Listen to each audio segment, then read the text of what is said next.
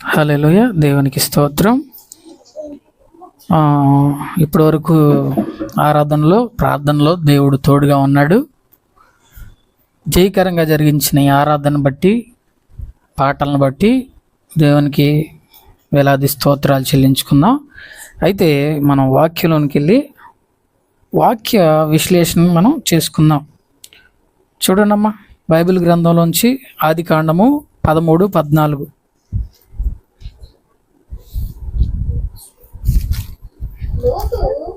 లోతు అబ్రహామును విడిచి పోయిన తర్వాత యెహోవా, ఇదిగో నీ కన్నులెత్తి నీవు ఉన్న చోట నుండి ఉత్తరపు తట్టు, దక్షిణపు తట్టు, తూర్పు తట్టు, పడమట తట్టును చూడుము. ఎందుకనగా నీవు చూచుచున్న నీ దేశమంతటిని నీకును నీ సంతానమునకును సదాకాలము ఇచ్చేదను. దేవునికి స్తోత్రం కలుగును గాక. ఒక చిన్న ప్రార్థన చేసుకొని మరి మనం వాక్యానికి వెళ్దాం. కృపగలిగిన తండ్రి, దయగలిగిన ప్రభా, మీకు వందనాలు నాయన. ఇగో అద్భుత రీతిలో ఆరాధన జరిగించారు, పాటలు పాడించారు, అందుని బట్టి నీకు స్తోత్రాలు. నాన్న, వాక్యంలోనికి వెళ్తూ ఉండగా నన్ను మరుగు చేసి మీరే మాట్లాడండి. అనేకులకు నాయన ఈ వాక్యం ఆదరణగా ఉండే కృపను దయచేయండి. ఈ వాక్యం వాళ్ళ జీవితాలను మార్చే కృపను దయచేయండి నాయన. దేవుడు ఏం మాట్లాడుతున్నాడో, వాళ్ళ జీవితం ఏం పరిశీలన చేసుకోవాలనేది ఈ వాక్యం ద్వారా మాట్లాడండి. ఎవరికైతేనైనా వాక్యం అవసరమో, ఎవరికైతేనైనా నిన్ను ప్రేమిస్తున్నారో, ఎవరైతేనైనా నిన్ను విశ్వసించి నిన్ను వెంబడిస్తున్నారో వాళ్ళందరికీ ప్రభు మాదిరికరంగా ఈ వాక్యాన్ని ఉండే కృపను దయచేయండి అయ్యా. నన్ను మరుగు చేసి మీరే వారితో మాట్లాడండి. వారి హృదయాలను మీరు హృదయాలతో మాట్లాడి వాళ్ళ జీవితాలను మార్చే వాక్యంగా ఈ వాక్యాన్ని మార్చమని, ఇగో ప్రభా, వచ్చిరాని ప్రార్థనలతో, వచ్చిరాని వాక్యాలతో, నాన్న వచ్చిరాని ప్రార్థనలతో చేస్తున్న బిడ్డలందరికీ ప్రభా ఈ వాక్యము ఆదరణగా ఉండే కృపను దయచేయండి. ఎవరైతే నాన్న నీ మాట కొరకు గురిగా ఎదురు చూస్తూ ఉన్నారో, ఎవరైతే నాన్న నీ ప్రేమ కొరకు ఎదురు చూస్తున్నారో వారితో మీరు సూటిగా మాట్లాడమని, ఇగో నజరేయుడైన యేసుక్రీస్తు నామములో ఇగో ఈ వాక్యాన్ని ప్రభా నాయన, ఇగో ప్రార్థన ప్రభా అర్పించుకుంటూ, ఇగో నాయన మీరు మా తోడుగా ఉంటున్నారని నజరేయుడైన యేసుక్రీస్తు నామములో అడిగి వేడుకుంటున్నాము తండ్రి, ఆమెన్. మరొకసారి చదువమ్మా వాక్యాన్ని. చూడండి, బైబిల్ గ్రంథంలో మనం అబ్రాహామును చూసినప్పుడు, అయితే లోతు అబ్రాహామును బట్టి కొంత జీవిత చరిత్ర బైబిల్ గ్రంథంలో జరగటం జరిగింది. ఆ తర్వాత ఏంటి అనేది మనం చదువుకుందాం. చదవమ్మా. లోతు అబ్రహామును విడిచిపెట్టిన తర్వాత యెహోవా, ఇదిగో నీ కన్నులెత్తి నీవు ఉన్న చోట నుండి తూర్పు తట్టును, దక్షిణపు తట్టును, తూర్పు పడమట తట్టును చూడుము. ఎందుకనగా నీవు చూచుచున్న నీ దేశమంతటిని నీకును నీ సంతానమునకు సదాకాలము ఇచ్చేదను అంటున్నాడు. దేవునికి స్తోత్రం కలుగును గాక. ఎవరిస్తున్నారు మనకి, అబ్రహాముకి?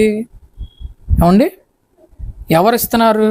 దేవుడు ఇస్తున్నాడు. చూడండి, అబ్రహాముకే ఇస్తాడా, మనకు కూడా ఇస్తాడా? ఏమండి,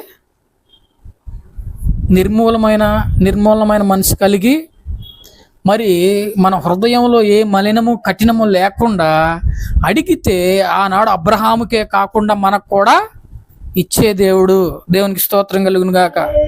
ఏంటండి ఇచ్చే దేవుడు? ఎందుకని ఇచ్చే దేవుడు అంటున్నానంటే, మన జీవితాలను పరిశీలన చేసుకోండి. ఏ రోజైనా మన సమస్యల్లో కానీ, ఏ రోజైనా మన అప్పుల బాధల్లో కానీ, ఏ రోజైనా మనం కృంగిపోతున్నప్పుడు కానీ, మన సమస్యల్లో ఉన్నప్పుడు కానీ, ఇదిగో నా దగ్గర డబ్బులు ఉన్నాయి, ఇగో తీసుకో, నీ దగ్గర ఉన్నప్పుడు నాకు తిరిగి ఇవ్వు అని ఇచ్చిన వారు ఎవరినైనా మనం గమనించగలిగామా? ఏమండి, ఇంతకాలం ఈ జీవితంలో నువ్వు ఎంతోమందిని చూసుంటావు, ఎంతోమందిని మాట్లాడుంటావు, ఎంతోమంది స్నేహం చేస్తుంటావు. వాళ్ళెవరు కూడా ఉచితంగా ఆయన దగ్గర డబ్బులు ఉంచుకొని ఇదిగోరా నీకు అవసరానికి వాడుకొని మళ్ళీ నాకు తిరిగి ఇవ్వు అని ఎవరైనా చెప్పడం జరిగిందా, చూడడం జరిగిందా? కానీ దేవుడు అంటున్నాడు, నీవు నన్ను అనుసరించి, నీవు నన్ను అడిగి, నీవు నాకు ప్రార్థన చేసి, నీవు తూర్పు వైపే కానీ పడమర వైపే కానీ దక్షిణ దిక్కే కానీ చూసి ఉన్న ఎడల అదంతా నీకు ఇస్తానంటున్నాడు. అదేంటండి, తూర్పు వైపు ఇవ్వడం ఏంటి, దక్షిణ వైపు ఇవ్వడం ఏంటి అంటే, నీ హృదయాన్ని బట్టి నీవు పరిశీలన చేసుకోవాలి. దేవునికి స్తోత్రం కలుగును గాక. ఎవరిని పరిశీలన చేసుకోవాలి? నీ హృదయాన్ని నువ్వు పరిశీలన చేసుకోవాలి. ఎందుకంటే అప్పుడు అబ్రహాము ఎటువంటి క్రోధాలు కానీ, ఎటువంటి అక్రమాలు కానీ, ఎటువంటి అన్యాయాలు కానీ చేసినట్టు బైబిల్ గ్రంథంలో లేదు. ఉందంటారా? లేదు. ఎందుకంటే దేవుడు అబ్రహాం మీద గురించాడు కాబట్టి, అబ్రహాముని లక్ష్య పెట్టుకున్నాడు కాబట్టి, అబ్రహాం దగ్గర ఏ పాపము చూడలేదు కాబట్టి, అబ్రహాము దగ్గర ఎటువంటి నింద కూడా ఆయన మోపలేదు కాబట్టి అబ్రహాం మీద గురి దేవుడు ఉంచాడు. అందుకే ఆయన ఇస్తానని చెప్తున్నాడు. ఆయనకి ఏమిస్తా అంటున్నాడు? తూర్పు కానీ పడమట కానీ ఏ దిక్కును నువ్వు చూసినా అదంతా నీకు, నీ పిల్లలకు ఇస్తానని చెప్తూ ఉన్నాడు. ఏమండి, ఎవరికి ఇస్తానంటున్నాడు? నీకు, నీ పిల్లలకు. అది సంపాదించుకునే ఆలోచన దేవుడి దగ్గర నీకుందా? చెప్పాలండి. అది సంపాదించుకునే ఆలోచన దేవుడి దగ్గర నీకుందా? చూడండి, ఎన్నో సంవత్సరాలుగా ఈ క్రైస్తవ జీవితంలో మనం బ్రతుకుతున్నాం. ఒకరికి 15 సంవత్సరాలు అవ్వచ్చు, ఒకరికి 20 సంవత్సరాలు అవ్వచ్చు. నాకు తెలిసిన ఒక కుటుంబం అయితే 13 సంవత్సరాలుగా ఆ దేవుని మందిరంలో గడుపుతూ వస్తున్నారు. వాళ్ళ కుటుంబంలో అభివృద్ధి లేదు, వాళ్ళ కుటుంబంలో సమాధానం లేదు, అవసరతలు తీరట్లేదు, అక్రతలు నిండిపోతున్నాయి, నిందలు నిండిపోతున్నాయి, నిందలు భరిస్తున్నారు, నిందలు పొందుతున్నారు, అప్పులు పాలైపోతున్నారు. ఎందుకు ఇవన్నీ జరుగుతున్నాయంటే వాళ్ళు క్రీస్తుని వెంబడించట్లేదంటారా? వాళ్ళు క్రైస్తవంలో లేరంటారా? వాళ్ళు చర్చికి వెళ్ళట్లేదంటారా? ఎందుకని? మరి అబ్రహాముకే అంత ఆశీర్వాదాన్ని ఇచ్చినప్పుడు నీకు నాకు ఎందుకు అంత ఆశీర్వాదం పొందలేకపోతున్నాం? ఎందుకు అంత ఆశీర్వాదాన్ని మనకు దేవుడు ఇవ్వలేకపోతున్నాడు? అబ్రహామును గుర్తుపెట్టుకున్న దేవుడు నిన్ను గుర్తుపెట్టుకోలేకపోతున్నాడా? అబ్రహామును గమనించిన దేవుడు నిన్ను గమనించలేకపోతున్నాడా? అబ్రహాముకి ఇస్తానన్న దేవుడు నీకు ఇవ్వలేకపోతున్నాడంటే ఏంటి లోపము అని ఎప్పుడైనా నిన్ను ప్రశ్నించుకున్నావా? ఏమండి, ఎప్పుడైనా మిమ్మల్ని మీరు ప్రశ్నించుకున్నారా? ఆ 13 సంవత్సరాలుగా ఉన్న ఆ కుటుంబం ఇప్పుడు కూడా కొన్ని శ్రమలు, కొన్ని బాధలు, కొన్ని నిందలు పడుతూ వస్తూ ఉన్నాయి. ఏంటండి ఆ శ్రమలు పడటానికి కారణం? దేవుడిని మేము నమ్మట్లేదంటారా? దేవుడిని మేము ప్రార్థన చేయట్లేదంటారా? ఇగో ఈ కుటుంబం ఎవరో వాళ్ళకి వింటున్న వారికి తెలుస్తుంది, కానీ మనం పేర్లు చెప్పుకోవడం అనవసరం. కానీ వాళ్ళకి తెలుస్తుంది అది నేనేనని. ఎందుకంటే ఆ కుటుంబంలో ఎప్పుడు అప్పుల్లోనే ఉన్నారు. ఇప్పటికీ ఆ కుటుంబం ఇప్పటికీ ప్రార్థన చేస్తూనే ఉంది. ఆ కుటుంబం ఇప్పుడు కూడా మరి అవకతవకల్లో నడుస్తూ ఉన్నారు. వాళ్ళు ప్రార్థన చేస్తారు, పాటలు పాడతారు, దేవుని స్తుతిస్తూ ఉంటారు, కానీ వాళ్ళు చేసే అలవాట్లలో మార్పు లేకుండా జీవిస్తూ ఉన్నారు. దేవునికి స్తోత్రం కలుగును గాక. ఏంటి అలవాట్లు అంటే, అవునండి, అమ్మగారేమో చుట్ట నవ్వులుతూ ఉంటారు, లేదంటే కళ్ళు తాగుతూ ఉంటారు. ఎప్పుడు అలవాట్లేనండి. లేదంటే ఏదో సిమలానో లేకపోతే నోట్లో ఏదో ఒకటి వాడుతూనే ఉండాలన్నమాట. అలాంటి వారు మరి దేవుని స్తుతిస్తే అది మహిమపరచబడుతుందా?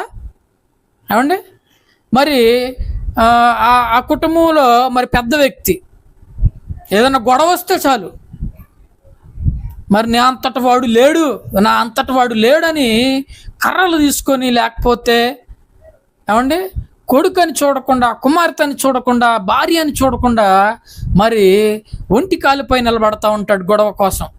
అతను ప్రార్థన చేస్తుంటే మరి ఆ ప్రార్థన ఆ కుటుంబంలో ఆశీర్వాదంగా మారుతుందా?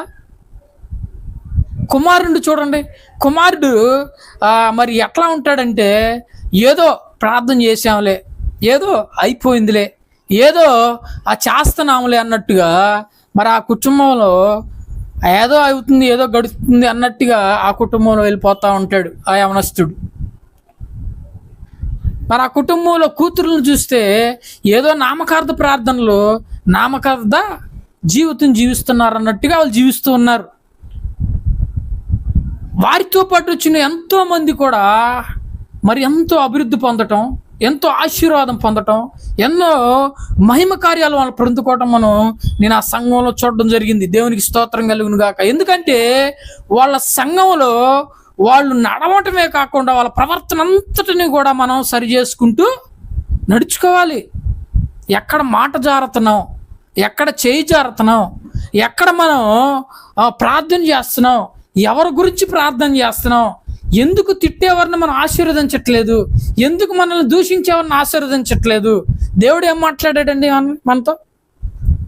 మనల్ని దూషించేవారితో సహితం కూడా మనల్ని ప్రేమించమని చెప్పాడు. అవునా కదా? మనల్ని తిట్టేవారు సైతం మనల్ని ప్రేమించమని చెప్పాడు. ఎందుకని అలా చెప్పాడు? ఏమండి, ఎవరైనా సరే మనల్ని తిడుతున్నారంటే మనం ఊరుకుంటామా? ఎవరైనా సరే మనల్ని కొడుతున్నారంటే మనం ఊరుకుంటామా? కానీ దేవుడు ఏం చేశాడండి? ఆయన సిలువలో మరణించే ముందు కొట్టేవారు లేరంటారు ఆయన్ని. ఎంతమంది కొట్టారు? ఎంతమంది దూషించారు? ఆయనకి మరి శిక్ష తొలగించి మరి వేరే వాళ్ళకి ఆ శిక్షని వేరే వాళ్ళని విడిపించండి కానీ యేసు ప్రభుని అయితే విడిపించద్దని చెప్పారు ఆనాటి ప్రజలు. ఏమండి, దేవుడినే శిక్షించండి, వేరే వాళ్ళని విడిచిపెట్టేయండి, దేవుడినే శిక్షించండి, దేవుడినే నిందించండి అని చెప్పి. ఏమండి, ఒకరితో సమాధానం లేదు. నీ ధనం ఏదో నీ దగ్గర ఉందని ఆశపడుతున్నావు, నీ ధనం ఏదో ఉందని వాడే మాట్లాడాలి, నేను మాట్లాడేది ఏంటి? నా దగ్గర డబ్బు ఉంది, డబ్బు కోసమైనా వాడు వస్తాడు. ఏమండి, వాడెంత, వాడు బంధురికం ఎంత నాకు? కొడుకైతేనే, కుమారుడైతేనే, లేకపోతే బామ్మర్ది అయితేనే, అల్లుడైతేనే సమాధానం మనకెందుకండి? నా దగ్గర డబ్బు ఉంది, వాడే నా కాళ్ళ కాడికి వస్తాడు అనుకుంటున్నారా? ఏమండి, అనుకుంటే ఇప్పటికిప్పుడు వాడు కారు కొండండి, నేను అనుకుంటే 5 నిమిషాల్లో కారు కొంటా. ఏంటనుకుంటున్నారు? మీరు మీ హృదయంలో అదే ఉంది. వాడు మాట్లాడకపోతే నేను మాట్లాడేదేంటి? ఏమండి, వాడిగిపోతే వాడిచ్చేదేంటి? వాడు తినకపోతే నేను తినేదేంటి? హృదయంలో తలంచుకుంటున్నావు, నాకు ధనం ఉంది, నాకు గౌరవం ఉంది, నాకు పలుకుబడి ఉంది, నాకు ఉద్యోగం ఉంది, నాకు అందరు ఎమ్మెల్యే నుంచి మినిస్టర్ వరకు తెలుసు. అలాంటి ఈ జీవితంలో ఈ రాత్రి నీ ప్రాణం అడిగితే నువ్వేం చేయగలుగుతావు? ఎవరితో రికమెండేషన్ చేసుకోగలుగుతావు? ఏమండి, తాగావు, బలంగా ఉన్నావు, కొట్టగలుగుతావు, నలుగురితో ఎక్కడ వరకైనా వెళ్ళగలుగుతావు, అన్నీ నీకు సమకూర్చబడి ఉన్నాయి. కానీ రాత్రి నీ ప్రాణం అడిగితే నువ్వేం చేయగలుగుతావు? ఈ భూమి మీద మనకు అత్యంత ముఖ్యమైనది ఏంటండి? మన ప్రాణమేనా? ఇంకేమన్నా కావాలంటారా? మన ప్రాణమే. మన ప్రాణం ఉంటే బస్ స్టాండ్లో బఠానీలు అమ్ముకునైనా బతకచ్చు. అవునండి, మనకు ప్రాముఖ్యంగా ఈ భూమి పైన కావాల్సింది ఏంటిరా అంటే ప్రాణం. అది ఎవరి స్వాధీనంలో ఉంది? దేవుని స్వాధీనంలో ఉంది. నీకు దేవుడు ప్రాణాన్ని ఇచ్చాడు. ఏ కుంటివాడుగానో గుడ్డివాడుగానో మరి ఏ అంధుడుగానో నిన్ను పుట్టించకుండా మంచి కాళ్ళు చేతులు ఇచ్చి, మంచి ఆరోగ్యాన్ని ఇచ్చి, మంచి జీవితాన్ని ఏర్పాటు చేసి, ఇదిగోరా బ్రతుకు, ఈ బ్రతుకు దినములన్నింటిలో నీ కుటుంబాన్ని పోషించుకో, నీ భార్య బిడ్డలను పోషించుకో, మరి నీ జీవితాన్ని అంతట్లో ఎవరితో గొడవలు వెళ్ళకుండా నీ సమాధానాన్నిగా వాళ్ళని మరి నువ్వు నడుచుకొని నీ జీవితం అంతట్లో ఇది మంచివాడురా, ఇగో వీడు చనిపోయాడంటే ఎంతోమంది బాధపడేవారిగా మనం కనిపించాలి. కానీ సచ్చాడులేపో, ఈరోజు అయిపోయింది వీడు గోల అనుకునేవారిగా ఉండమంటారా? అవునండి, అదేనా జీవితం అంటే? మనల్ని పుట్టించాడు దేవుడు, మన సమాధానకర్తగా నిలబడాలిగా. మన తల్లిదండ్రులతో ఇటు సత్తే బాగుండరు ఆయన అనిపించుకోవాలి. అత్తామామలతో వీడు ఎందుకురా బాబు వీడికిచ్చి పెళ్లి చేసి అనిపించుకోవాలి, అత్తామామలతో వీడు సత్య బాగుండు అనిపించుకోవాలి, లేకపోతే ఇంకోటితో స్నేహితుడితో ఈడేంట్రా బాబు ఇట్టా ఉన్నాడు ఈ సత్య బాగుండు అనిపించుకోవాలి. ఇలాంటి మాటలన్నీ పడే బదులు నీవు తాగుడు మాని సమాధానకర్తగా ఉండి అత్తామామని ప్రేమిస్తూ తల్లిదండ్రులను ప్రేమిస్తూ ఆ భార్య బిడ్డలను ప్రేమిస్తూ ఎంతో ఉన్న సమాజంలో మంచివాడిగా నడుచుకుంటూ మంచి పేరుగా సంపాదించుకుంటే ఎంత గొప్ప ఆశీర్వాదం అండి నీ కుటుంబానికి నీకు. ఏమండి, అబ్రహాముని కూడా ఇదే రీతిగా చేశాడు దేవుడు. అప్పట్లో కూడా ఆ మందు వ్యభిచారాలు ఇవన్నీ లేవంటారా? ఉన్నాయి. మన మనిషి పుట్టికాడ నుంచి ఇవన్నీ ఇలా వస్తూనే ఉన్నాయి. కానీ ఎందుకు బైబిల్ గ్రంథంలో కొంతమంది ప్రత్యేకించబడ్డారంటే వాళ్ళు దేవునికి అర్పించుకున్నారు. ఏమండి, అబ్రహాముని ఇస్సాకుని తీసుకెళ్ళి నాకు అర్పించండి అని, నా ప్రియమైన కుమారుడిని అర్పించమని అడిగినప్పుడు ఏమని అడగాలి దేవుడిని? ఏంటి ప్రభా, నాకు ఒక బిడ్డనిచ్చావు, నువ్వు మళ్ళీ నన్ను చంపమని అడుగుతున్నావేంటి, నువ్వు దేవుడివేనా అసలు అని అడగచ్చు కదా. ఏమండి, అడగచ్చు కదా. ఎందుకు అడగలేదు? దేవుని మీద విశ్వాసం, దేవుని మీద నమ్మకం, దేవునికి అర్పించుకునే గుణం ఆయన దేవుడు పిలుచుకోకముందే ఆయనకుంది. దేవుడికి ఇచ్చే గుణం దేవుడు పిలుచుకోకముందే ఉంది. కాబట్టి అంత ధైర్యంగా దేవుడు అబ్రహాముని అడిగాడు, నీ కుమారుడిని నాకు అర్పించు, నువ్వు మిక్కిలిగా ప్రేమిస్తున్న నీ కుమారుని నాకు బలిగా అర్పించమన్నప్పుడు ఒక్క మారు కూడా మాట్లాడలా. నా భార్యను అడుగొచ్చి నీకు అర్పిస్తాను ప్రభు అనలా. నా బంధువులు ఉన్నారు ఇక్కడ, నా స్నేహితులు ఉన్నారు, వాళ్ళందరిని అడుగుతాను, నువ్వు మంచి దేవుడువో కాదో, నా పిల్లల్ని అడుగుతున్నావు, నా పిల్లల్ని చంపమంటున్నావు అని అడగలా. పొద్దున్నే 4 గంటలకు లేచాడు, గాడిదని సిద్ధపాటు చేసుకున్నాడు, పొలాలను సిద్ధపాటు చేసుకున్నాడు, ఇద్దరు సేవకులను ఏర్పాటు చేసుకున్నాడు, కొండకి ఎక్కిపోయాడు. ఏమండి, ఎంత విశ్వాసం ఉంటే నీకు పుట్టిన కుమారుని నువ్వు అర్పించగలిగే ఎంత ధైర్యం కలిగి ఉంటావు? చూడండి, దేవుణ్ణి ధారాళంగా నమ్మి ధారాళంగా విశ్వసించి ఆయన మార్గంలో మనం ఎప్పుడైతే నడుస్తామో ఎవరిని కూడా మనం ప్రేమించి తగ్గలేం. ఆ దేవుణ్ణి గురిపెట్టుకోవడం తప్ప ఎవరిని కూడా మనం ఇది చేయలేం. ఎందుకంటే దేవుడే మనకు ప్రాముఖ్యం. మన పిల్లలు మనకు ప్రాముఖ్యం అనుకుంటున్నారా మీరు? ఏమండి, మన ఆస్తి మనకు ప్రాముఖ్యం అనుకుంటున్నారా? మన భార్య మనకు ప్రాముఖ్యం అనుకుంటున్నారా? ఈ భూమి మీద ఉన్నంత వరకే వాళ్ళు ప్రాముఖ్యంగా నిలబడతారేమో, కానీ మనం చనిపోయిన తర్వాత మనకు ప్రాముఖ్యం ఎవరవుతారండి? దేవుడే ప్రాముఖ్యం. ఎందుకంటే ఆయన జీవం ఇచ్చాడు మనకి. ఈ జీవం మళ్ళీ ఎక్కడికి వెళ్ళిద్ది? ఆయన దగ్గరికి వెళ్ళిద్ది. ఇక్కడ భూమి పైన ఇంతమంది మనం కుతంత్రాలతో నిండిపోయి బ్రతుకుతున్న జనం ఇంతమంది ఉంటే చనిపోయిన వారు అందరూ మంచోళ్ళేనా చెడ్డోళ్ళేనండి? మామూలుగా చనిపోయినారు నేను ఏమనుకుంటాం, మనం అయితే పాపం మంచోడు రా చనిపోయాడు అనుకుంటాం. అవునా కాదా? ఎంతోమంది యవన వయసులో చనిపోతున్నారు, చిన్నపిల్లలుగా చనిపోతున్నారు. మొన్న మధ్యలో కూడా ప్రవీణ్ గారు కానీ లేదా ప్రకాష్ గారు కానీ ఇలా గొప్ప గొప్ప దైవ సేవకులు కూడా చనిపోతూ ఉన్నారు. వాళ్ళందరూ మంచివారు అంటారా కాదంటారా? మంచివారు కాబట్టే చనిపోతున్నారని మనం అనుకుంటున్నాం. భూమి మీద ఉన్నవారు మరి మంచివారా చెడ్డవారా? ఖచ్చితంగా చెడ్డవారు. ఎందుకంటే నీకు మేలు చేసేవాడు ఎవ్వడో కూడా భూమి మీద లేడు. వాడు అవసరత చూసుకోకుండా నీకు సహాయం చేయడు, వాడు లాభం చూసుకోకుండా నీకు సహాయం చేయడు. ఏమండి, వాడు వడ్డీ చూసుకోకుండా నీకు సహాయం చేయడు. నువ్వేదో ఇస్తేనే కానీ నీకు సహాయం చేస్తాడు. ఏమండి, ఇప్పుడు 10 రూపాయలు ఇచ్చాడంటే ఏదో ఆశించే సహాయం చేస్తాడు, కానీ ఏమీ ఆశించకుండా సహాయం చేసేవాడు ఎవడైనా ఉన్నాడా? నాతో సహా లేను. దేవునికి స్తోత్రం కలుగును గాక. ఏదో ఆశిస్తాం, ఏదో కోరుకుంటాం. నీ దగ్గర ఏదైతే ఉందో దాన్ని కోరుకొని మేము ఇస్తాం, కానీ మనుషులు ఇస్తారు, కానీ ఏమీ కోరకుండా ఇచ్చేవాడు ఈ భూమి మీద ఎవ్వడో కూడా లేడు. అదే ఇక్కడ అందరూ కూడా చెడ్డవారు, కుట్రదారులు, వేషధారులు. ఏమండి, ప్రతి ఒక్కరు కూడా ముసుగులో బ్రతుకుతున్నవారు, చీకటిలో బ్రతుకుతున్నవారు, నిందలతో బ్రతుకుతున్నవారు. ఇక్కడ ఎవ్వరూ మంచివారు కూడా ఒక్కడో కూడా నీతిమంతులు లేడని బైబిల్ గ్రంథం సెలవిస్తోంది. నేను చెప్పే మాటలు కాదండి, బైబిల్ గ్రంథం సెలవిస్తోంది. ఒక్కడో కూడా నీతిమంతుడు లేడు అని.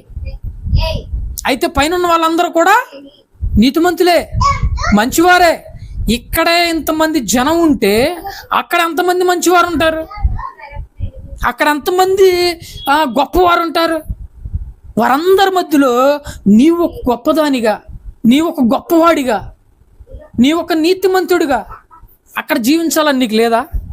ఏమండి, ఇక్కడ ఎంత నువ్వు నీతిగా బ్రతికినా ఈడు ఎదవేరా బాబు, నిన్నటి వాడికి వాడు ఎట్ట బతికాడు, ఎట్ట తాగాడు, ఎట్ట పడుకున్నాడు, ఎట్ట రోడ్డు మీద పడ్డాడో మాకు తెలీదా? వాడు పిల్లాన్ని ఎట్ట కొట్టాడో, వాడు పిల్లాన్ని ఎట్ట నిందించాడో నాకు తెలీదా అంటారు. ఏమండి, నువ్వు నీతిగా బ్రతికినా నీకు నీతిమంతుడానికి బిరుదు ఉండదు అక్కడ. కానీ నువ్వు ఇక్కడ నీతిమంతిగా బ్రతకటం వల్ల పరలోక రాజ్యంలో నీకు నీతి అనే ఒక కొత్త పేరుతో, ఏమండి మీ కొత్త పేర్లు ఎప్పుడైనా అంటారా? మీకు ముద్దు పేర్లు పెట్టుకుంటూ ఉంటారు అప్పుడప్పుడు. దేవుడు అక్కడ నిన్ను ఒక కొత్త పేరుతో పిలుస్తాడు. నా కుమారుడా, నీతిమంతుడా, నా ముద్దుల కుమారుడా అని పిలిచినప్పుడు ఆ ఆశ్చర్యకరమైన అనుభూతి ఎలా ఉంటుందో మీరు ఒకసారి ఆలోచన చేయండి. దేవునికి స్తోత్రం కలుగును గాక. ఇక్కడ మంచి పేరు నీకు తగదండి, కానీ ఇక్కడ నువ్వు మంచిగా జీవించినప్పుడు పరలోక రాజ్యంలో నీకు మంచి పేరు, మంచి బిరుదు దేవుడు నీకు ఇవ్వబోతూ ఉన్నాడు. ఈరోజు సమయంలో మరణ కీడుల్లో నిలబడిపోయి ఉన్నావా? తాగుడు బానిసల్లో నువ్వు చిక్కబడిపోయి ఉన్నావా? నీ కుటుంబ సమస్యల్లో నీ భార్యతో నువ్వు ఏదింపలు పడుతూ ఉన్నావా? అత్తామామలు ఏదింపులు పెడుతూ ఉన్నావా? తల్లిదండ్రులను దూషించి తల్లిదండ్రులను కొడుతూ ఉన్నావా? మరి ఈరోజు నువ్వు హాస్పిటల్లో మరి ప్రాణాపాయ స్థితిలో మరి కొట్టిమెట్లాడుతున్నావా? ఇగో ఈ మాటలు దేవుడు నీ కోసమే మాట్లాడుతూ ఉన్నాడు. ఈ మాటలు దేవుడు నీ కోసమే, నీ మార్పు కోసమే మాట్లాడుతూ ఉన్నాడు. నీ జీవితాన్ని మార్చుకో.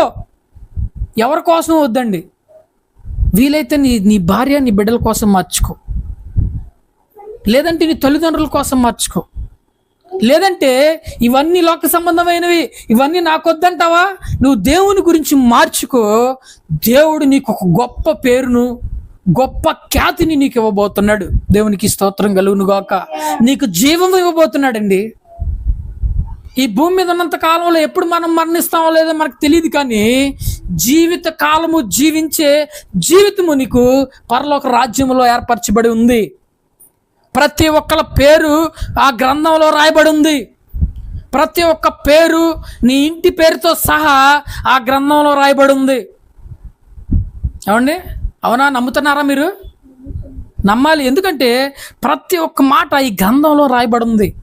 నీకేం జరగబోతుంది, ఎలా జరగబోతుంది, ఏం చేయాలి, ఎలా నడుచుకోవాలని చెప్పి ప్రతి ఒక్క ఇన్స్ట్రక్షను, ప్రతి ఒక్క నమూనా ఈ బైబిల్ గ్రంథంలో రాసింది. నువ్వు అనుకోవచ్చు, అన్నా నిన్నటిదాకా నేను క్రిస్టియన్స్లో నడిచాను, నాకు ఏ అభివృద్ధి లేదు, నేను చర్చిలకు వెళ్ళేవాడిని, చర్చిలు తుడిచేవాడిని, తిరిగాను, ఏ అభివృద్ధి లేదు, అందుకే అవసరం ఈ లోక సంబంధమైన జీవితంలో బ్రతుకుతాను అనుకుంటున్నామేమో. ఏమండి, ఆశీర్వాదం అనేది ఒట్టిగా వస్తుంది అంటారండి? ఏమండి, ఆశీర్వాదం అనేది ఎలా వస్తుందంటే విశ్వాసంతో ముడిపడిన జీవితం జీవించినప్పుడే ఆశీర్వాదం కనపడుతుంది. ఆమేన్. ఎలా జీవించినప్పుడు అండి? విశ్వాసంతో జీవించినప్పుడే ఆశీర్వాదం కనపడుతుంది. రాగానే చర్చిలోకి రాగానే ప్రార్థన చేయగానే అమ్మంటే గొప్పవాడైపోవాలా? ఏమండి, అయ్యా దేవుడు చేసే పనులు, అయ్యా రోగం వచ్చిందయ్యా, అయ్యా ప్రార్థన చేయండి అయ్యా అనగానే ప్రార్థన చేయగానే పోవాలా, లేకపోతే దేవుడు కాదు. ఏమండి, ఎన్ని రోజులు బ్రతుకుతామండి? మా అంటే ఇప్పుడు నీకు ఒక రోగం వచ్చింది, దేవుడు బాగు చేశాడు అనుకోండి, మళ్ళీ రోగం రాదంటారా? ఏమని చెప్పాలి? వచ్చిద్దా రాదా? ఇప్పుడు రోగం వచ్చిందండి, ఏదో చిన్న రోగం వచ్చింది, ప్రార్థన చేసుకున్నావు, పోయింది, మళ్ళీ రోగం రాదా? వస్తుంది. డబ్బు వచ్చింది, పోయింది, మళ్ళీ డబ్బు రాదా? కానీ నీ జీవితం బాగున్నప్పుడు నువ్వు పోగొట్టుకుంటే మళ్ళీ జీవితం వస్తుందంటారా? ఏమండి, నీ యవ్వన జీవితంలో తాగుతున్నావు, తిరుగుతున్నావు, విచ్చలవిడిగా ఉంటున్నావు, గొడవలకు వెళ్తున్నావు, దేన్ని పట్టించుకోవట్లా, తల్లిదండ్రులను పట్టించుకోవట్లా, భార్య బిడ్డలను పట్టించుకోవట్లా. ఏమండి, ఈ జీవితం అంతా నీకు ఎప్పుడు గుర్తొస్తుందంటే నువ్వు ముసలివాడైపోతావు చూసావా, అప్పుడు అయ్యో అనవసరంగా నా భార్య పిల్లల్ని తాగుడికి బానిస అయిపోయి నా పిల్లల్ని ఇలా చేసుకున్నానే, నా పిల్లలు ఇంటింటికి వెళ్ళి అడుక్కొని తింటున్నారే, నా పిల్లలు వాళ్ళ ఇంటికి వెళ్ళి బ్రతకటం ఏంటి, నా పిల్లలు వాళ్ళని అడిగి బ్రతకటం ఏంటి. నేను నా యవ్వన వయసులో జాగ్రత్త పడినట్లయితే నా కుమారులు నా పిల్లలు వేరే వాళ్ళ ఇంటికి వెళ్ళేవాళ్ళు కాదు కదా. ఏమండి, ఇప్పుడు నీకు నీ జీవితాన్ని కొంచెం నీకు ఇబ్బందిగా ఉండొచ్చు, కానీ కొంచెం నువ్వు పట్టుకుంటే నీ జీవితాన్ని, ఫ్యూచర్లో నీ జీవితం ఎలా ఉంటుందంటే ఎవరో కూడా దాని గురించి మాట్లాడేవారుగా ఉండరు, ఎవరో కూడా నిన్ను దూషించేవారుగా ఉండరు, ఎవరో కూడా నిన్ను నిందించేవారుగా ఉండరు. రే వాడు యవ్వన వయసులో వాడు తాగుడు మానేశాడు, వాడు సిగరెట్లు మానేశాడు, పాన్పరాకులు మానేశాడు, వాడి భార్య బిడ్డలను చక్కగా చూసుకుంటూ ఇప్పుడు వాడు కుటుంబాన్ని నిలబెట్టుకున్నాడని ఒక సాక్ష్యాన్ని ఆ ఊరంతట్లో నువ్వు పొందుకోగలుగుతావు. అది బాగుందా? వీడు ఎప్పుడు తాగి పడిపోవటమే, ఏ రోజు తాగలేదని చెప్పంటారా మాకు అన్న మాటలు బాగున్నాయా? ఏమండి, పిల్లం సంపాదనతో బతుకుతున్నా అని చెప్పడం, తల్లి సంపాదనతో బతుకుతున్నాడని చెప్పడం బాగుంటాయి అంటే ఈ మాటలు బాగుంటాయి అండి మీకు ఎప్పుడైనా? తాగుబోతుడికి ఏముందిలే అనుకుంటారా? ఏమండి, తాగుబోతులని తక్కువ అంచనా వేయద్దు, వాళ్ళకి రోషం ఎక్కువ. అవునంటారా కాదంటారా? ఎందుకు రోషం ఎక్కువ అంటానంటే ఏదైనా మాట అన్నారనుకో ఇంట్లో వాళ్ళు ఎమ్మడినే ఊగిపోయి మున్సిపాకి వెళ్ళిపోతారు. భార్య ఏదైనా అందనుకోండి ఎమ్మడినే కోపం వచ్చేసి వెళ్ళిపోయి మున్సిపాకి వెళ్ళిపోతారు. ఏమండి, ఎవడన్నా బయటోడు నిన్ను ఇది అన్నాడు అనుకో ఎమ్మడినే కోపం వచ్చి రారా వెళ్ళి మున్సిపాకి వెళ్ళిపోయి తాగేసి నువ్వు అయిపోయావు ఈరోజు అంటాడు. ఆ రోషాన్ని ఎక్కడ చూపించుకోవాలండి? నీ జీవితంలో చూపించుకో, నీ బతుకులో చూపించుకో. దేవునికి స్తోత్రం కలుగును గాక. నీ బ్రతుకు మార్చడంలో చూపించుకో. నువ్వెంత గొప్పవాడు అవుతావో దేవుడి నామంలో దేవుడే నీకు చూపిస్తాడు సరళమైన మార్గము. అవునంటారా కాదంటారా? ఏమండి, రోషం అనేది ఎక్కడ చూపించుకోవాలండి? తిట్టారని చూపించుకోవాలా? భార్య మాట అనిందని చూపించుకోవాలా? కాదు, రోషం అనేది మన బ్రతుకులో చూపించుకోవాలి. వాళ్ళకలా నేను తాగేదేంట్రా, వాళ్ళకలా నేను జీవించేదేంట్రా, నా జీవితం నీకంటే ప్రత్యేకమైందిరా, నా జీవితం నా దేవుడు బాగు చేయబోతున్నాడు రా, నా జీవితంలో నాకు ఆశీర్వాదం ఇచ్చే దేవుడు ముందున్నాడు రా. నేనెందుకురా నీలాగా తాగాలి, నేనెందుకురా నీలాగా వ్యభిచారం చేయాలి, నేనెందుకురా నీలాగా బ్రతకాలి అడుక్కునేవాళ్ళు అని చెప్పి రోషం కలిగి నీ జీవితంలో తెప్పించుకోవాలి. హల్లెలూయా. ఏమండి, ఒక్కసారి నువ్వు దేవుణ్ణి నీ నిర్మలమైన మనసుతో వెంబడించు. ఒక్కసారి నీ జీవితంలో దేవుడే నీ మార్గం అని వెంబడించు. ఒక్కసారి నీ జీవితంలో నాకెవరూ లేరు దేవుడు తప్ప అని చెప్పి నీ హృదయంలో నిశ్చయించుకొని జీవించు. ఎలా నీ జీవితం మారిపోతుందో చూస్తారు, ఎలా నీ జీవితంలో ఆ అమూల్యమైన అభివృద్ధి చూస్తావు. వాడు తాగుతున్నాడు నువ్వు తాగడం, వాడు నిందిస్తున్నాడు నువ్వు నిందించడం, వాడి భార్యను విడిచిపెట్టాడని నువ్వు విడిచిపెట్టడం. ఏమండి, మంచి అనేది మీకు తెలుస్తుంది కదండి, మంచి ఏదో చెడేదో. సరే, మందు గురించారండి, ఒక్కొక్క మందు పోయింది తాగిద్దాం చూద్దాం. ఏమండి, ఒక ఆవు గేదెలు బర్రెలు ఉంటాయి, వాటికి ముందు పోయింది తాగిద్దాం చూద్దాం. అట్లాంటి హేయకరమైనది నువ్వెలా తాగుతున్నావు? ఆ 10 నిమిషాలు మత్తు కోసమా? ఆ 10 నిమిషాలు మత్తులో ఉండడం కోసమా? దేవుడు అనే మత్తు నీకు పుట్టిందనుకోండి, నీ జీవితం ఎంత బాగుంటుందో తెలుసండి. నీ జీవితం మార్గం, నీ జీవితం సరళమైపోతుంది. వజ్రాల మార్గంలో నువ్వు నడవగలుగుతావు, బంగారపు వీధుల్లో నువ్వు నడవగలుగుతావు. అలాంటి జీవితం ఉందండి దేవుళ్ళు. అంతేగాని కుటుంబాన్ని నిందించుకోవడం, కుటుంబాన్ని తిట్టుకోవడం, భార్యను కొట్టుకోవడం, తల్లిని తిట్టుకోవడం, మంచి చెప్పిన వాడిని తిట్టుకోవడం, వాడిని గొడవలతో పెట్టుకోవడం, ఏంటి జీవితాలు మీకు? నీ వయసులో, ఈ యవ్వన వయసులో నువ్వు చేసుకునే నీ మార్గమే రేపటి నీ జీవితానికి గొప్ప ఆశీర్వాదకరం. నేను ఒక కుటుంబాన్ని చూశానండి. అతను చిన్న వయసు మొదలుకొని ఇప్పుడు దగ్గర దగ్గర 55 సంవత్సరాల దాకా ఆయన వయసు ఉంటుంది. ఇప్పటికి అదే తాగుడు జీవితం, ఇప్పుడు తన భార్య కూలి పెళ్ళికెళ్ళే జీవితం, ఇప్పుడు తన పిల్లలు ఇప్పుడు మన మామూలుగా పెళ్ళిళ్ళు, చుట్టుపక్కల పెళ్ళిళ్ళు జరుగుతాయి కదండి, ఎవరన్నా మిగిలిపోతే ఇస్తారా లేదా అని చూడడం. ఒక 10 రూపాయలు కొనుక్కోవడానికి సహాయం లేదు, ఎవరిస్తారా డబ్బులని చూడడం. ఏమంటే నువ్వు ఒక తల్లిదండ్రిగా పుట్టి, ఒక తల్లిదండ్రిగా ఉంటూ నీ పిల్లలు నువ్వు అలా చూడగలుగుతావా? చెప్పాలండి. మీరు ఒక తల్లిదండ్రిగా పుట్టి, ఒక తల్లిదండ్రిగా జీవిస్తూ, నువ్వు తాగిడికి బానిసయ్యి, నీ భార్యని పనికి పంపించి, నీ పిల్లల్ని అనాథలుగా విడిచిపెట్టి, నీ కుటుంబంలో ఉన్న వారందరూ బాగోగులు బాగుండి వాళ్ళు ఇల్లు కట్టుకొని సమృద్ధిగా ఉన్నప్పుడు నీ ఒక్కడ జీవితమే నాశనం అయిపోయి, తాగిడికి బానిస అయిపోయి, ఇల్లు లేక అద్దెకుండి, అద్దె నీ భార్య కట్టుతూ, అద్దె డబ్బులు నీ భార్య కట్టుతూ, ఏంటి అన్నం నీ భార్య పెడుతూ, నువ్వు తాగొచ్చి గుమ్మం ముందు పడిపోయి, ఇలాంటి జీవితంలో చూసిన దారిని పోయే వాళ్ళు, వెళ్తూ వాళ్ళు ఈ జీవితం ఏంట్రా బాబు ఇట్ట అయిపోయింది అని తిట్టుకుంటున్నప్పుడు ఏమైనా బాగుంటుందా? మీరు ఒకసారి ఆలోచన చేయాలి. ఏమండి, ఎంత దరిద్రత అది, ఎంత శాపం అది. నీ బ్రతుకు మార్చుకోవడానికే దేవుడు పిలుస్తున్నాడండి. నీ కులం మార్చుకోవడానికి కాదు, నీ మతం మార్చుకోవడానికి కాదు, నీ బ్రతుకు మార్చుకోవడానికే దేవుడు పిలుస్తూ ఉన్నాడు.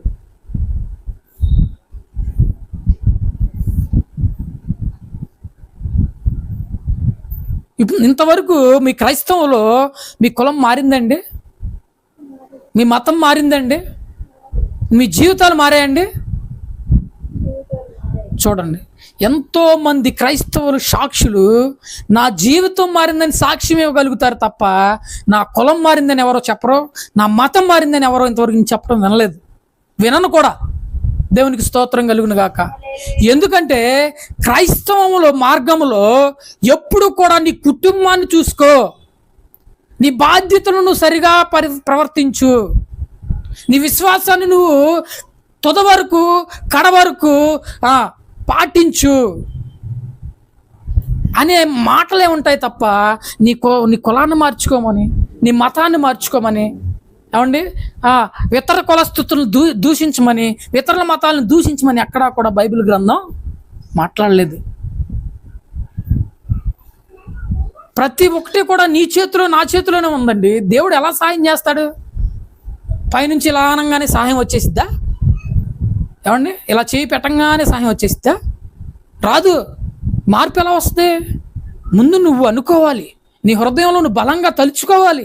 అయ్యో నేను ఈరోజు తాగకూడదు, ఈరోజు నేను అబద్ధాలు ఆడకూడదు, ఈరోజు నేను నిందించకూడదు, ఈరోజు ఎవరిని కూడా నేను గొడవాడకూడదు, ఈరోజు నేను సకాలంగా దేవుడిని స్తుతించుకోవాలి, ఈరోజు నేను సమృద్ధిగా దేవుడితో సహవాసం చేయాలి అని నువ్వు ఎప్పుడైతే నిన్ను నువ్వు నిబంధన పరుచుకుంటావో, ఎప్పుడైతే నువ్వు ఆ మాటని నిశ్చయించుకుంటావో అప్పుడే దేవుడి సహాయం నీకు అందుతుంది. దేవునికి స్తోత్రం కలుగును గాక. అంతేనండి. లేదా పైనుంచి దేవుడు చేయటంగానే ఎమ్మంటి నువ్వు మారిపోతావా? ఇట్లా అనగానే ఎమ్మంటి ఆశీర్వదించబడిపోతావా? ఇట్లా చేసి ప్రార్థన చేయగానే ఎమ్మంటి నేను స్వస్థపడిపడతావా? హల్లెలూయా. చూడండి, జీవితాలు ఒకసారి కోల్పోయామంటే ఆ జీవితాలు మళ్ళీ తిరిగి వచ్చేవి కాదు. ఒకసారి సమయం గడిచిపోయిందంటే ఆ సమయం తిరిగి వచ్చేది కాదు. అందుకే నీకు తెలివి ఉన్నప్పుడే, నీకు జ్ఞానం ఉన్నప్పుడే, నీకు ఆరోగ్యం ఉన్నప్పుడే, నీ చేతిలో సమృద్ధిగా ఉన్నప్పుడే, నీవన్నీ సమృద్ధిగా గడుపుతున్నప్పుడే దేవుణ్ణి విశ్వసించు, దేవుణ్ణి వెంబడించు. అవన్నీ కోల్పోకుండా దేవుడు నీకు ఆధారంగా నిలబడతాడు, దేవుడు నీకు ఆశీర్వాదంగా నిలబడతాడు. దేవుడు ఎప్పుడు కూడా నిన్ను విడిచిపెట్టేవాడిగా ఉండడు. దేవునికి స్తోత్రం కలుగును గాక. దేవుడే ఏమి ఇచ్చేవాడండి? అన్నీ ఇచ్చేవాడు. ఆయన దగ్గర కొదువైంది ఏది కూడా లేదు. నీ దగ్గర కొదువైందండి దేవుడి దగ్గర ప్రేమ చూపించడం, నీ దగ్గర కొదువైందండి ఒకళ్ళ మీద మంచి మాటలు చెప్పకపోవడం, నీ దగ్గర కొదువైందండి ఒకళ్ళ మీద ప్రేమ చూపించకపోవడం. అంతేనా కాదా? ఏదైనా మన దగ్గర తక్కువ, దేవుడి దగ్గర తక్కువ కాదు. ఆయన దగ్గర కోట్లాది కోట్ల ఆస్తులు ఉన్నాయి. ఆ ఆశీర్వాదాలకు కర్త అయి ఉన్నాడు. సింహాసనాసీనుకు ఆసీనుడై ఉన్నాడు. రాజులకు రారాజు అయి ఉన్నాడు ఆయన. నీవు నేను గతి లేని వారం ఈ భూమి మీద. ఒక మనిషి కూడా నీకు సహాయం రానిప్పుడు. ఏమండి, ఒక తగాదైతే నీ భార్య నీ దగ్గరికి రాదు. ఒక తగాదైతే నీ అత్త కోడలు నీ దగ్గరికి రారు. వస్తారా? కానీ నీ దేవుడు ఎప్పుడు కూడా నీ వెంటే, నీ ఆరోగ్యంలో ఉంటాడు, నీ బాధలో ఉంటాడు, నీ నిందలో ఉంటాడు, నీ యొక్క నడవడికలో ఉంటాడు. ప్రతి మాటలో కూడా నీవు మాట్లాడే మాట కూడా దేవుడి మాట అయి ఉంటుంది. దేవునికి స్తోత్రం కలుగును గాక. ఎప్పుడు జరుగుతుంది ఇవన్నీ అంటే, దేవుడిని నువ్వు వెంబడించినప్పుడు, దేవునికి నువ్వు జ్ఞాపకం వచ్చినప్పుడు, దేవుడు నీతో సహవాసంగా ఉన్నప్పుడు. ఎలాగైతే అబ్రహాముకి సహవాసంగా ఉన్న దేవుడు ఉన్నాడో, ఎలాగైతే మరి మోషేకి సహవాసంగా దేవుడు ఉన్నాడో, ఎలాగైతే యెహోషువకి దేవుడు సహవాసంగా ఉన్నాడో, అలాగ దేవుడు నీకు సహవాసంగా నిలబడతా ఉంటాడు. దేవునికి స్తోత్రం కలుగును గాక. హల్లెలూయా. అదే రీతిగా నిన్నట శనివారం రోజు ప్రాంతాన నేను విజయవాడ వెళ్ళడం జరిగిందండి. ఒక యవ్వనస్తుడు 25-26 ఏజ్, ఒక బ్యాగ్ తీసుకొని విజయవాడ బస్ స్టాండ్ ఆపోజిట్ ఎదురుగా ఒక ఫుట్పాత్ మీద కూర్చొని భయంకరంగా ఏడుస్తున్నాడు. నేను అతను చూసి కారు పక్క కాపా, ఏంటి కుర్రోడు ఇట్లా? ఎవరైనా మగపిల్లలు ఏడవటం సహజంగా రోడ్ల మీద చూడం. తాగున్నాడంటే తాగిలేడు. నల్ల షర్ట్ ఒకటి వేసుకున్నాడు, బ్లూ కలర్ ప్యాంట్ ఒకటి వేసుకున్నాడు. నేను గమనించాను చాలాసేపు. ఎంత భయంకరంగా ఏడుస్తున్నాడంటే చుట్టుపక్కల అందరూ చూస్తున్నారు అతన్ని. ఒక కవర్ ఉంది చేతిలో, పక్కన పెట్టుకుని ఏడుస్తున్నాడు. నేను వెళ్ళి అడుగుదాము అని నాకు ప్రేరేపణ కలుగుతుంది. వెళ్ళి అడుగుదాం, ఏంటి ఏడుస్తున్నాడు అని అడుగుదాం, వెళ్దాం అని కారు పక్క కాపి చాలాసేపు అతను గమనిస్తున్నా. అసలు ఏంటి ఇంత పరిస్థితి వస్తే ఏడుస్తారు? ఒక మగపిల్లోడు రోడ్డు మీదకి వచ్చి నలుగురు చూసేలా ఏడుస్తున్నాడు అంటే అది సహజమైన విషయం కాదే. పోనీ మందు తాగాడా అంటే మందు తాగైతే లేడు, చాలా నీట్గా ఉన్నాడు. ఏంటి అలా ఏడుస్తున్నాడు అని నేను చాలాసేపు, ఒక దగ్గర గంట సేపు ఏడుస్తున్నాడేమో నాకు తెలియదు, కానీ నేను చూసిన తర్వాత ఒక పావు గంట పైన ఏడ్చాడు. నేను అక్కడే కారు దిగి కారు వెనకాల నుంచోని అతను గమనిస్తూ ఉన్నా. ఏడ్చాడు. కర్చీఫ్ తీసుకుని కళ్ళు తుడుచుకొని కిందకి దిగి వెళ్ళిపోతున్నాడు. నేను అడుగుదాం అని దేవుడు ప్రేరేపిస్తున్నాడు. వెళ్ళి అడుగు అన్నట్టుగా. ఎలా అడగాలి, ఎలా పలకరించాలి, అది ఒక సిచ్యువేషన్ ఏమో బాగా బాధపడిపోతున్నాడు. ఇప్పుడు నేను పలకరిస్తే అతను ఏంటా అని నాకు ఒక హృదయంలో అనిపిస్తూ ఉంది. సరే వెళ్ళిపోతున్నాడు. వెళ్తూ ఉండగా 3 సార్లు కేకేసి, అన్న ఒక నిమిషం ఆగండి అని కేకేస్తున్నా. కళ్ళు తుడుచుకుంటూ వెళ్ళిపోతున్నాడు, ఆగట్లేదు. నాకు తెలిసి అతను ఒక ఉద్యోగస్తుడేనండి, ఏదో ఉద్యోగం చేస్తున్నాడు. ఏమైందో తెలియదు. కానీ ఇంకా ముందుకెళ్ళేసరికి అతను ముందుకెళ్ళిపోతున్నాడు. నేను కారు తీసుకొని ముందుకెళ్ళి ఆపుదాము, ఎట్లయినా అసలు ఏంటి బాధ ఏంటి కనుక్కుందాం అని చెప్పి కారు తీసుకొని ముందుకెళ్ళి ఆపేసరికి, అన్న నన్నేం మాట్లాడిచ్చిద్దన్న ప్లీజ్ అన్న అని చెప్పి వెళ్ళిపోతున్నాడు. అతనే చెప్పాడండి, అన్న నన్నేం మాట్లాడించండి, నేను బాధలో ఉన్నాను, నన్నేం మాట్లాడించకండి అని చెప్పేసి అటు కృష్ణానది వైపు కొంచెం మెట్లు ఉన్నాయి, ఆ మెట్ల వైపు కూర్చోడానికి వెళ్తున్నట్టున్నాడు. పలకరిస్తున్నా కానీ అన్న మాట్లాడించకండి అన్న ప్లీజ్ అని చెప్పి వెళ్ళిపోతున్నాడు. కానీ ఎలా ఏడ్చాడంటే, నేను ఆ మాటకి అసలు నాకే చూస్తున్న వాళ్ళకి కూడా పాపం ఎందుకు ఏడుస్తున్నాడు అన్నట్టుగా ఉన్నారు. మరి అట్లాంటి యవనస్తులకి కుటుంబాలు లేరంటారండి? తమ్ముడు కానీ భార్య కానీ ఎవరు లేకుండా ఉండరు కదా, స్నేహితులు కానీ ఒంటరిగా వచ్చి ఒక ఫుట్పాత్ మీద కూర్చొని తన జీవితంలో నాకు తెలిసి ఎప్పుడు కూడా అంత ఏడుపు ఎవరి దగ్గర చూడనట్టుగా అంత ఏడుస్తున్నాడంటే అతని పరిస్థితి ఎంత తారుమారైపోయి ఉంటుంది. తన జీవితంలో ఏం కోల్పోయి ఉంటాడు, తన జీవితంలో ఏ నిందపడి ఉంటాడు, ఎవరు ఊహించగలం? ఏమండి, ఇదంతా ఎవరు చూస్తున్నారు? పైనుంచి దేవుడు మనల్ని గమనిస్తూ ఉంటాడు. అవునంటారా కాదంటారా? అటువంటి వ్యక్తి, అటువంటి కుర్రవాడు మరి అంత బాధపడుతున్నప్పుడు నీ జీవితంలో ఇంకెంత బాధపడి ఉంటావమ్మా? నీ హృదయాన్ని నువ్వు ఒకసారి పరిశీలన చేసుకో తమ్ముడు. నీ హృదయంలో నువ్వు ఒకసారి పరిశీలన చేసుకో. నువ్వెంత వేదన చెందిపోయి ఉంటావు, ఎంత కృంగిపోయి ఉంటావు. నీ మాటలో ఎవరికి చెప్పాలో తెలియదు, ఎవరికి చెప్పినా వెక్రింపు, ఎవరికి చెప్పినా ఈ నిందలో.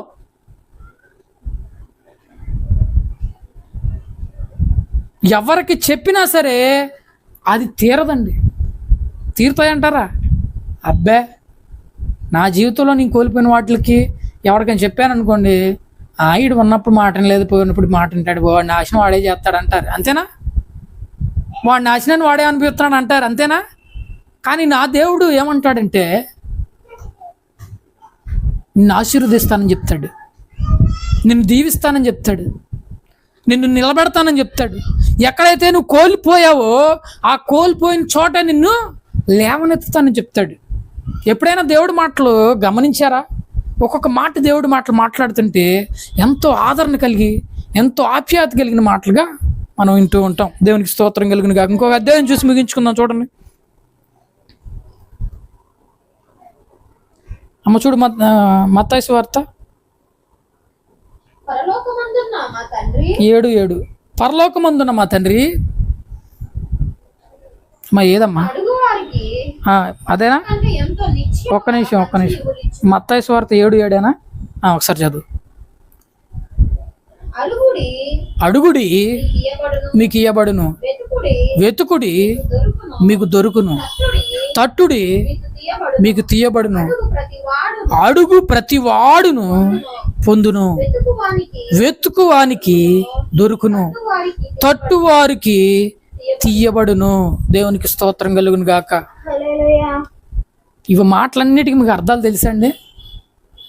అండి, నీ ఆరోగ్యం కోల్పోయావు, హాస్పిటల్లో ప్రాణాపాయ స్థితిలో ఉన్నావు, అడుగు దేవుడిని, ప్రభా ఇప్పటి వరకు నా జీవితంలో అంతా నాశనమే, రోగమే, అన్ని పాపాలే చేస్తున్నా, ఇక మీద బ్రతికించు ప్రభా, నీకోసం నేను బ్రతుకుతానని అడుగు. మారిద్దో లేదో నీ జీవితం చూద్దాం. అమ్మా, నిర్మూలమైన మనసు కలిగి అడగాలి. ఏదో పాస్టర్ గారు అడగమన్నారు, ఏదో అడుగుతున్నానని అడగటం కాదు.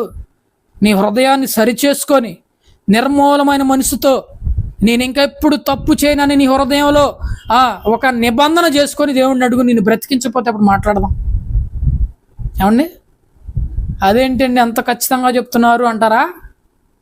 నన్ను బ్రతికించాడండి. దేవునికి స్తోత్రం కలుగును గాక.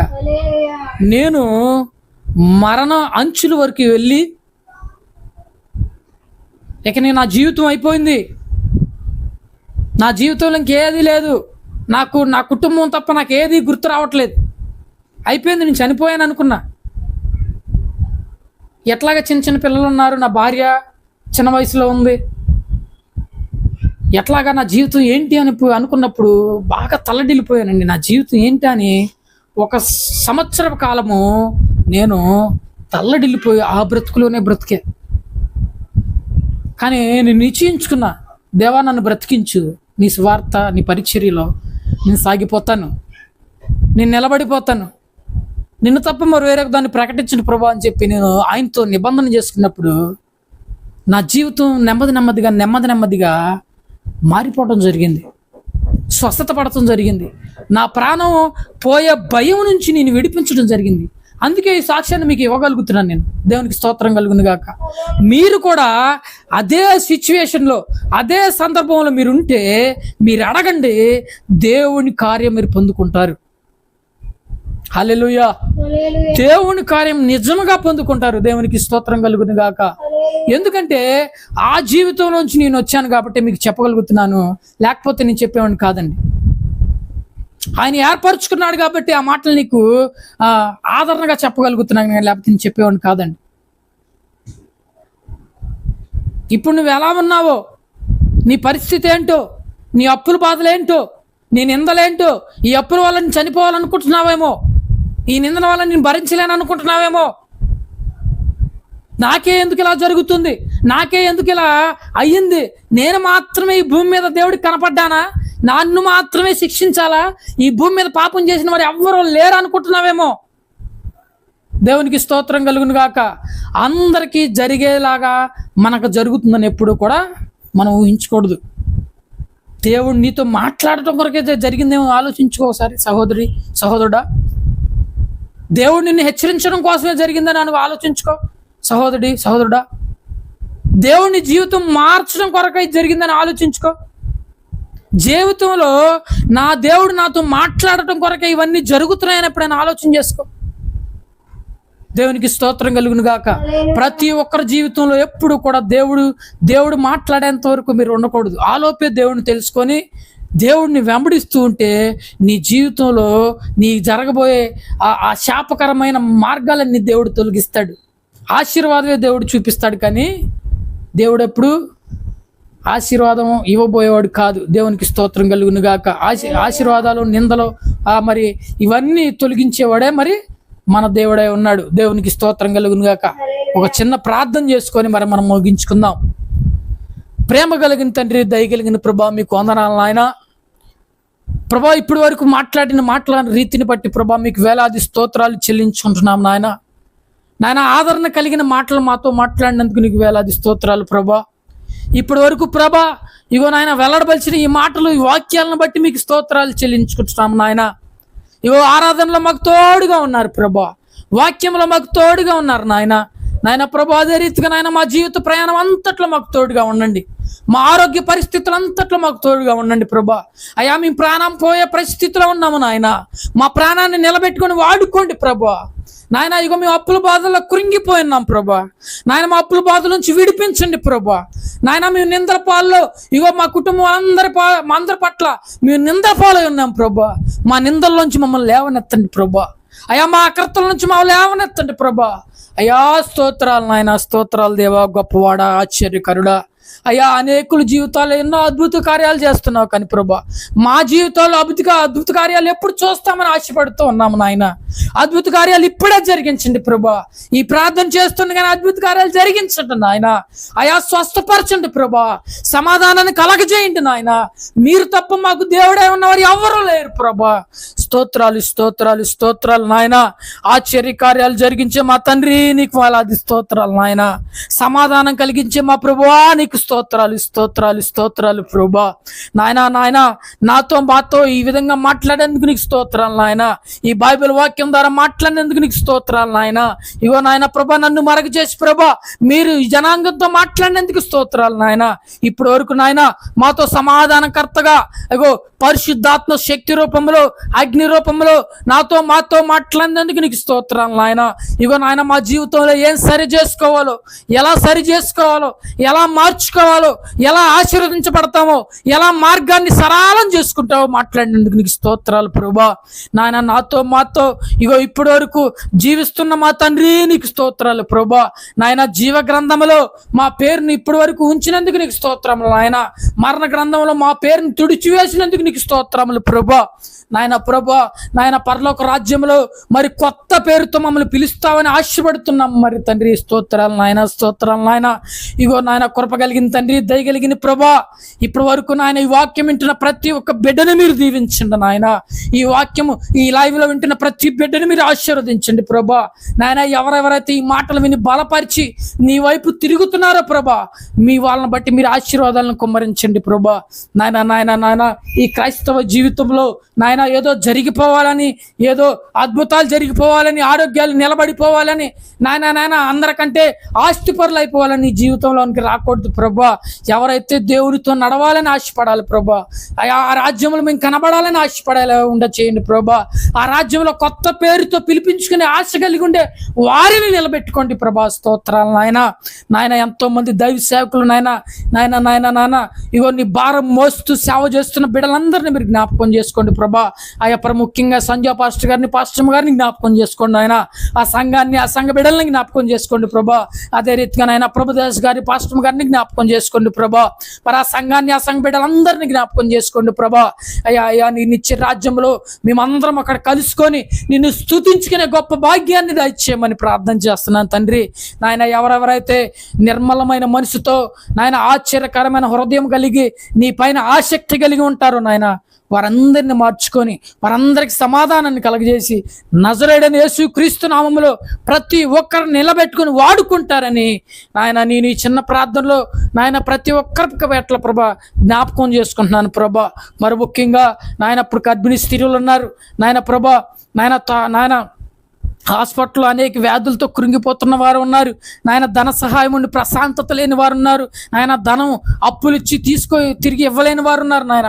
వాళ్ళందరినీ మీరు ప్రేమపూర్వకంగా గమనించుకోండి, జ్ఞాపకం చేసుకోండి. వాళ్ళందరికీ నాయన సరళంగా సనుకూలంగా నాయన డెలివరీ అయ్యే కృపను దయచేయండి నాయన. ఆపరేషన్లు పడకుండా ఫ్రీ డెలివరీ అయ్యే కృపను దయచేయండి ప్రభా. నాయన అందరిని మార్చి ఇగో నీ మందిరంలో తోలుకొని వచ్చి ప్రభా నాయన ఎవరైతే ఈ లైవ్ని ప్రాముఖ్యంగా వీక్షిస్తున్నారో చివరి వరకు చూస్తున్నారో వాళ్ళందరినీ ఆశీర్వించి గొప్ప చేయండి ప్రభా. నాయన ప్రభా ఇగో ఈ సంఘాన్ని ఈ పరిచర్యని 30 దింతలుగా 60 దింతలుగా ఆశీర్వదించమని నాయన ప్రభా. మీరు నన్ను బట్టి ఎలా ఈ జనాన్ని ఆశీర్వించానో నన్ను బట్టి మీరు ప్రభా ఈ జనాలందరూ ఆశీర్వించబడే కృపను దయచేయమని నజరేయుడైన యేసుక్రీస్తు నామములో అడిగి ఈ చిన్న ప్రార్థన వేడుకుంటున్నాం మా తండ్రి. Amen amen amen. అందరికీ వందనాలు. అందరూ మీరు మీ కుటుంబాలు దీవించబడును గాక. ఆమెన్. ఈ లైవ్ చూస్తున్న వీక్షకులందరికీ వందనాలు, ప్రత్యేకమైన వందనాలండి. మీరు ఎవరైనా ప్రార్థన అవసరతలో ఇబ్బందులు ఉన్నట్లయితే మీ కొరకు మేము నడుము కొట్టుకొని ప్రార్థన చేసే ఆ ప్రార్థన భారము దేవుడు మా మీద ఉంచాడు కాబట్టి ఏదన్నా ప్రార్థన అవసరమైతే మా ఫోన్ నెంబర్కి ఫోన్ చేయగలరు, ప్రార్థన చేయించుకోండి. దేవుడు అద్భుత కార్యాలు మీ పట్ల జరిగించబోవును గాక.